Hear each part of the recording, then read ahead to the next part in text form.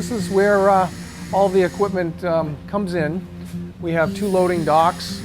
We try to get as much of our equipment to come in through the back here. It allows us to take a peek at it. Of course, the first step in getting the donations is the phone call, or if somebody contacts us through the website that they have a donation. I try to filter out the good stuff from the bad stuff right from the start. If we don't have to go drive and pick up something that's not going to be something we're going to use, I try to make sure that we can make sure we're going out there, taking the van out to get equipment that's going to be worthwhile for us to work on. So once we do determine that, we will go and pick up stuff. We have a free pickup service, and the equipment's picked up, and the customer or the donor is giving a receipt showing them what the equipment is, and thanking them so that they can use it for the tax purposes. The equipment comes in, and either myself or Jim, a technician, will give it a quick look over, make sure or determine what we are going to do with it. We have a form that we use. It's called equipment tracking form, and as soon as the equipment is determined that we're going to actually do something with it, we'll give it a REM number, which is a sticker that'll stay with the equipment all the way until it's sold. It has our name, it also has our website, and then it has a number.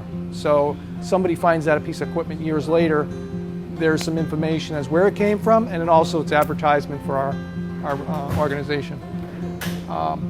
Throughout the tracking process, the first thing is the evaluation. So the equipment, or identification of the equipment, what it is, brand, size, those types of things gets put at the top.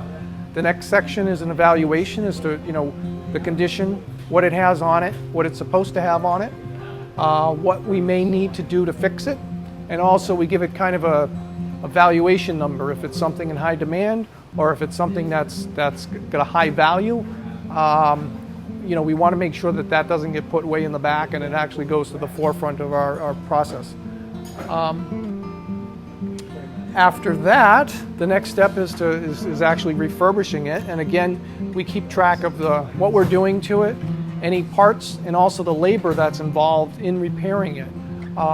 We don't want to spend 10 hours on a piece of equipment that in the end, the return is going to be $5. It just, unfortunately, you can't do that and still run a business and stay alive. So we try to keep track of about how much time we're spending on the equipment.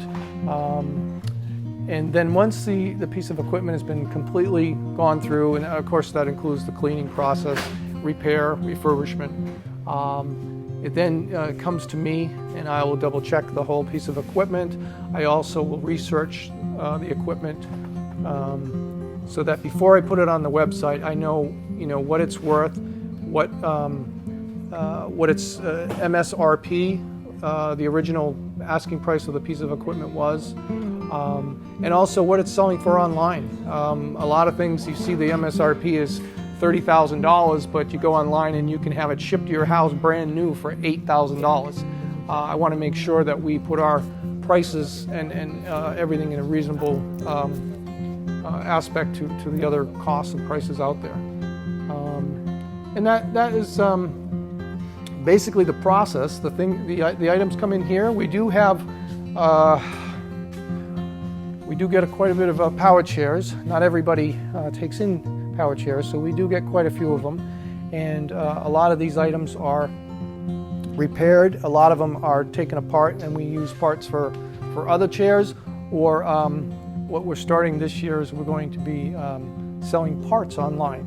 So when we strip a chair we decide is not worth us repairing or is too old, there's still good parts on there, and we will take off the motors, controllers, joysticks, test them out, we'll label them, clean them, take pictures of them, and then we'll be adding them to our website, and people across the country will be able to purchase parts for their older chair. Also DMEs who are looking for parts to repair an older chair, we'll be able to find those very easily on our website. We have 2 lifts here. This lift primarily is part of the refurbished equipment marketplace, the REM. The other one is used a lot during evaluations for when people are here for evaluations for new chairs through ATEC. As far as storage, we try to keep things as organized as we can. We've got walkers and canes, walker baskets. We've got all of our leg rests separated primarily by brand, size, color, shape, and maybe taste, I'm not sure. But we do try to keep things so we know where we can find them. We have seats, cushions, and seat backs. We have electric hospital beds. We have wheels and tires.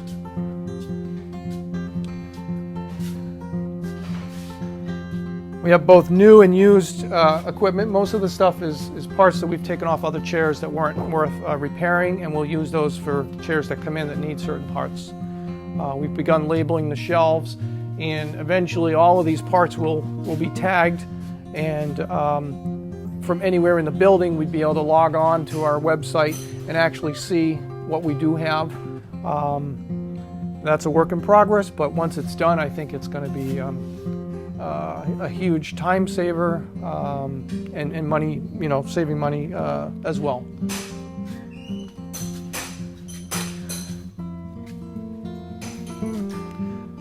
When the equipment first comes in and briefly looked at, it then makes its way over to our cleaning area, where before it is worked on, we like to make sure it's clean. We will take off any materials or things that are not going to be used and dispose of them.